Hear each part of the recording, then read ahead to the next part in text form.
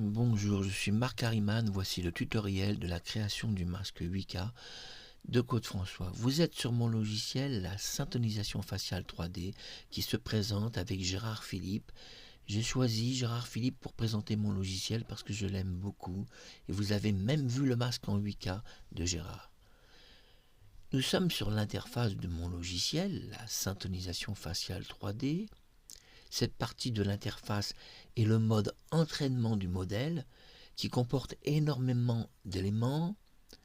Donc évidemment, on doit extraire des photographies, des données 3D.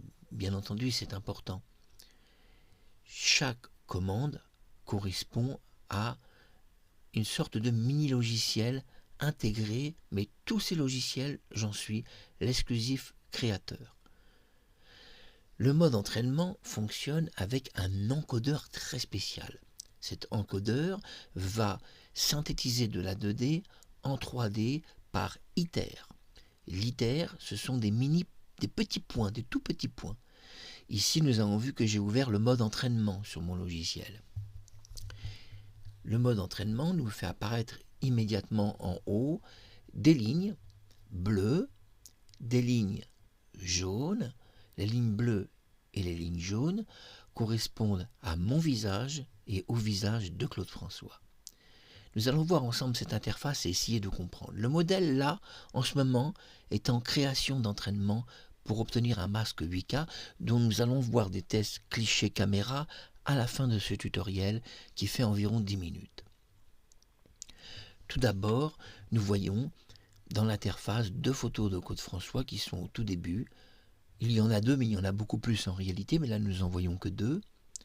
Nous voyons que Claude François, 12 heures avant sa mort, était plutôt bien physiquement. Beaucoup de gens ignorent que Claude François portait des lentilles de contact et qu'il n'avait pas vraiment les yeux bleus. C'est une chose qu'il faut savoir. D'ailleurs, sur son passeport à Monaco, il est précisé qu'il a des yeux verts, Claude François, et pas bleus. Et même d'ailleurs à Saint-Tropez, quand les gens l'ont rencontré en 1961, beaucoup de témoins confirment que Claude François n'avait ni les yeux verts, ni les yeux bleus, mais des yeux plutôt marrons, avec un fond vert un peu kaki. Voilà la vraie couleur des yeux de Claude François. Mais Claude François aimait changer la couleur de ses yeux pour ses photographies. Il aimait le bleu. Nous voyons des ITER qui apparaissent devant vous. Et nous voyons déjà 190 ITER, et nous voyons un étrange pointage. Regardez bien cette interface. Des petits points blancs, donc ils peuvent apparaître jaunes selon le réglage de votre PC. Si vous êtes en mode nocturne, ils seront jaunes. Et puis ces petits points blancs ou jaunes, nous voyons apparaître des points bleutés. Et ces points bleutés, donc, représentent et mon visage et celui de Claude François. Nous voyons que nous sommes à 260 ITER. L'ordinateur travaille très très vite. Et pourtant, nous sommes que dans un 4 CPU seulement. Il n'y a pas de GPU intégré, il n'y en a même pas besoin en mode entraînement. Nous voyons qu'il se passe quelque chose. Vous avez dû remarquer qu'il y a des cases un peu floutées. Ces cases ne sont pas floutées par hasard, nous allons étudier ça ensemble. Les deux premières cases sont le visage de Claude François 12 heures avant sa mort. Les deux secondes cases légèrement floutées sur votre droite sont le masque d'entraînement de Claude François. En ce moment, il y a 330 ITER et en ce moment, les photographies de Claude François de sa dernière apparition sont convertis en pointages faciaux 3D. L'ordinateur est en mode création d'entraînement d'un masque. Mais le mode entraînement de création est très long. Il peut durer pour un masque en 8K jusqu'à 2 jours entiers. C'est-à-dire que l'ordinateur doit tourner 2 jours entiers, jour et nuit. Vous imaginez, vous avez besoin d'une bonne installation électrique, d'un ordinateur qui n'explose pas, mais la carte graphique n'est pas vraiment en danger, puisque les ordinateurs sont prévus pour déposer des vaisseaux spatiaux sur des planètes. C'est une chose qu'on ne sait pas forcément. Nous voyons que les éthers avancent, et nous voyons que les points sont de plus en plus petits et avancent. Qu'est-ce que ces points d'abord symbolisent ? Les points symbolisent qu'en ce moment, les ITER sont constitués pour créer un masque en 4K et 8K de Claude François qui va le ramener à la vie exactement comme il était 12 heures avant sa mort. Mais attention, le masque qui va être créé n'est pas un masque photographique. Regardez bien cette vidéo. Vous voyez les 2 premières photos, ce sont des photographies, nous sommes d'accord, tout le monde sera d'accord. Pourtant, ce que vous allez voir à la fin de cette vidéo, vous allez tous être d'accord avec moi que ce ne sont pas des photographies. Et oui, parce qu'un masque en 4K et 8K n'est en aucun cas une photographie. Mais vous allez me dire, mais malgré tout, Marc, on voit ton visage, ce sont des photos. Oui, nous sommes d'accord, ce sont des photographies pour mon visage et celui de Claude. Mais l'ordinateur en ce moment est en mode entraînement. C'est quoi un mode entraînement? Eh bien, il synthétise en 3D et 8K de technologie mon visage et celui de Claude François. Maintenant, voyons ça ensemble d'une façon plus détaillée. Les 2 premières photographies complètement à votre gauche de votre écran sont, je répète, les 2 premières photographies complètement à gauche de votre écran, votre main gauche, donc quand vous regardez votre PC, les 2 photos sont celles de Claude François, vous êtes d'accord avec moi? Bon. Les 2 autres qui apparaissent à côté floutées ne sont pas des photographies. D'ailleurs, elles apparaissent floues et vous voyez que effectivement nous voyons des espèces de ronds noirs parce que les yeux ne sont pas constitués en 3D 8K. Et nous voyons que si nous regardons bien, effectivement, ça ne ressemble pas à de la photo, il se passe quelque chose. Au fur et à mesure, ça devient un peu plus clair, mais pas vraiment. Puis nous voyons que si nous allons un peu plus sur la droite, nous voyons mes 2 photographies. Là, mon nez n'est pas exactement comme ça, j'ai un nez beaucoup plus beau.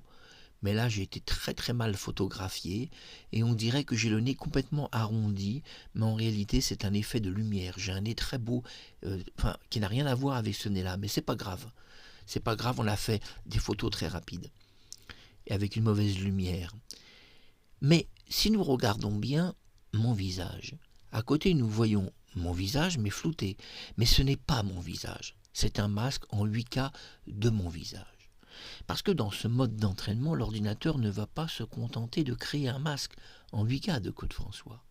Il va créer aussi un masque en 8K de mon visage, c'est-à-dire celui actuel.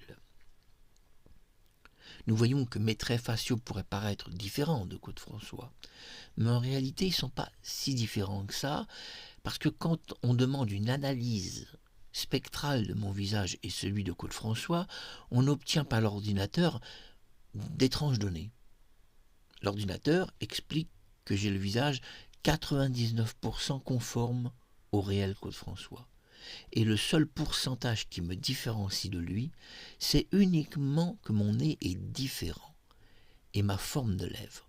C'est-à-dire que vous regardez Claude François a des lèvres un peu plus charnues. Je suis simplement plus fin de visage, mais quand les gens se font refaire le visage, c'est-à-dire quand ils se font tout refaire le visage, Claude François pourrait s'être fait refaire complètement le visage en 1978 et il pourrait avoir exactement mon visage s'il n'était pas mort. Ça serait possible parce que ses traits sont beaucoup plus gros que les miens. Et donc si un chirurgien avait modifié mon visage, je pourrais être le réel Claude François, entièrement modifié. C'est pour ça que l'ordinateur nous explique que mon visage étant très proche de Claude François, il analyse malgré tout 99% de conformité. Mais vous allez me dire, quand on regarde comme ça, c'est pas quand même les mêmes nez, les mêmes yeux. D'accord, mais c'est pas ça que l'ordinateur tient compte, c'est la morphologie faciale.